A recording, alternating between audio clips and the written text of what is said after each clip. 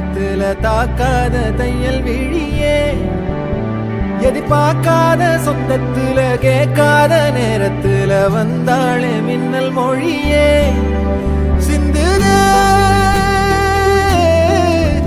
அந்த